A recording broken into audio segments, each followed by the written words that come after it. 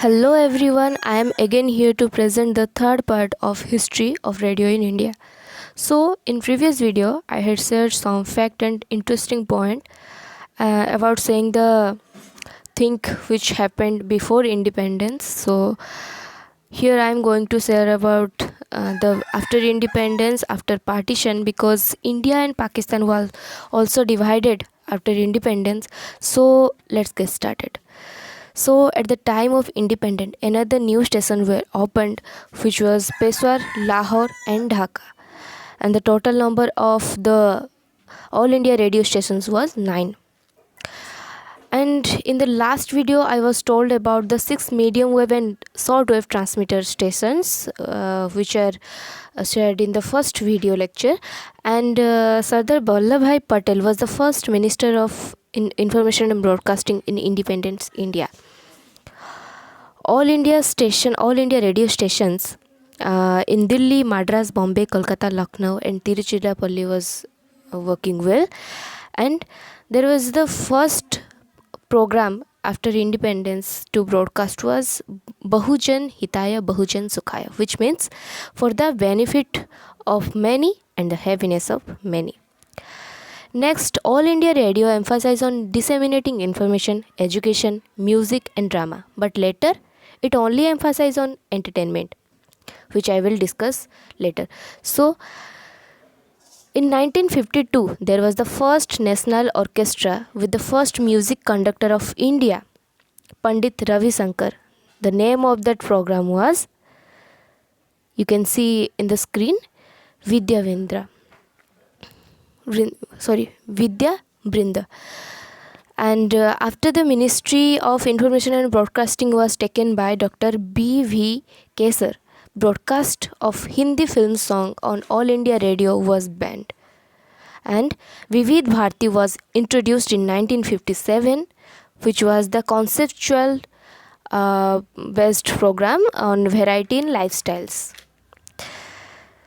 So you can see the number of program which was which was broadcast actually in the All India radio stations in the screen. So and the another important thing I want to share with you here, you can see the term radio cyclone, which is just before Vivid Bharati, and it was become popular. Banika Geetmala was the weekly countdown show of top film song from the Hindi cinema, presented by Amin Sayani. There is a two term you can see, and I explained it well, I think.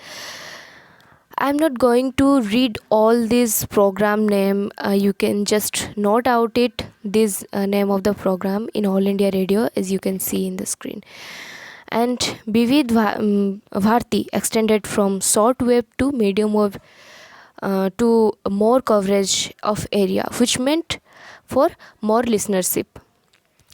Just like in present scenario, you see the readership view or the or you can see the also listenership view also is there for the radio, and for television there was the TRP, and like that there's the listenership view. So here I want to give some knowledge about short wave and medium wave transmitter. At that time there was no FM and AM all over, I can say there was no modulator. It was introduced later. So short wave transmitter for small area coverage and medium wave transmitter for more coverage than the short wave transmitter. As we discuss in part 1 of this series, that in 1938 Ravindranath Tagore was introduced firstly Akashvani in the Kolkata station, but in later 1956 All India Radio officially called Akashvani. You may think about that where was the television and that time. So I want to introduce that in 1959 there was a satellite television introduced, which later separated to form Doordarshan. So you can see in this screen the year and the thing. And one more thing I want to share with you, the thing which beyond the screen or beyond the history is the struggle of the scientists to put the satellite introduction in front of us, which is so long and so vast. If you want to share this or want to know about this, I will make another video. Just ping me on the comment box. If and next point is the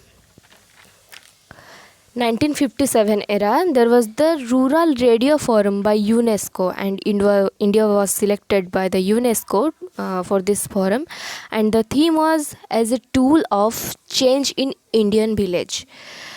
And this is the broadcasting forum, you can say the farmers broadcasting in the radio. In this phase of development, transistor and mobile phone also introduced in this era. So in but another phase of development started with Indira Gandhi when she was became the Minister of Information and Broadcasting. In this phase, there was some new committees formed, and they work for the development. I want to share in the next video about some new committees and the interesting fact about that.